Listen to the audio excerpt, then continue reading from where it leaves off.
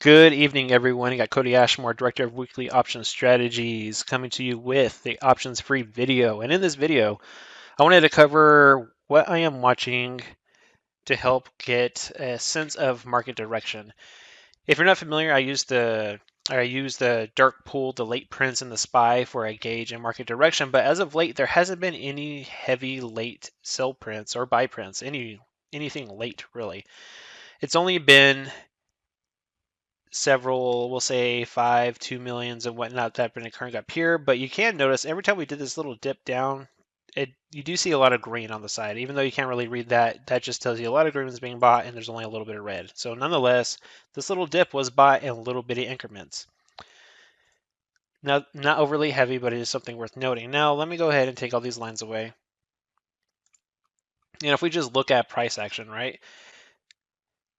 Anything that you see right here, anything that is a dot and a red, or we'll say, well, I don't know, slashed red lines, that means it was above 15 million late sell prints and closed below. If it's solid, it means 10 million and it closed red, and that's just vice versa if it's green. Basically, all you really need to know is we got 10 million right, or 20 million right there, sold off, got another 10 million there, sold off, and then the last time we had anything 10 million or above was in this little area right here, and we closed, or sorry, we dipped below them and we did a double bottom, and now we're retesting them. But man, the market has certainly been messy here. If you look at it just from pure price action, just look at the recent days. So we did about a 6% move up, consolidated, gapped up, sold off, open flat, huge surge higher, gapped down, sold off, and then gap up, sell off, gap down, go back higher. And then all in all, we are right back where we were on May 27th, consolidating right underneath this resistance level.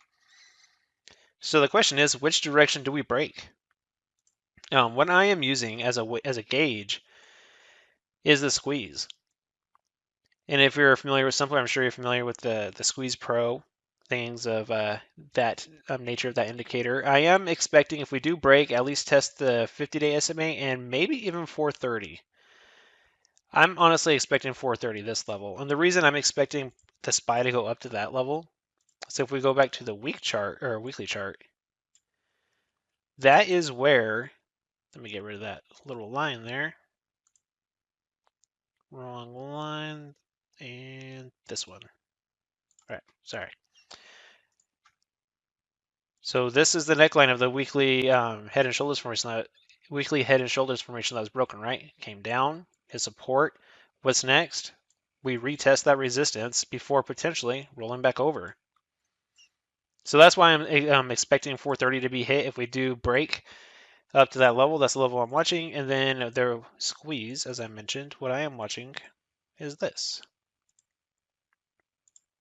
So first, we're in a low compression squeeze, and this is on the SPY, the S&P 500 ETF.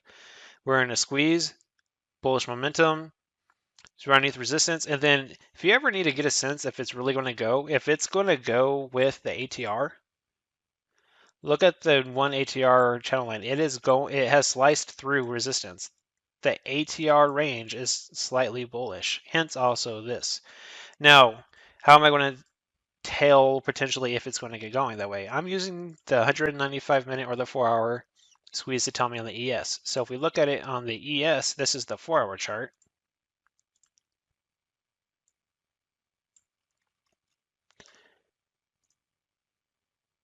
So we kind of got a flag formation going on. I'll call it more of a high base. So we have a swing higher, consolidating.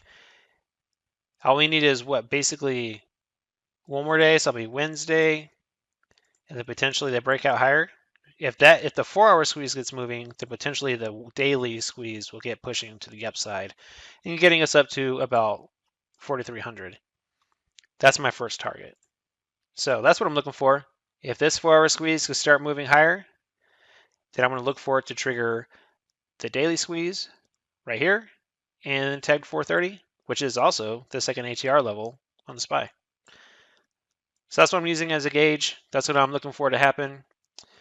And so yeah, that's all I have for you. Hope you found this video helpful. and I'll see you next time.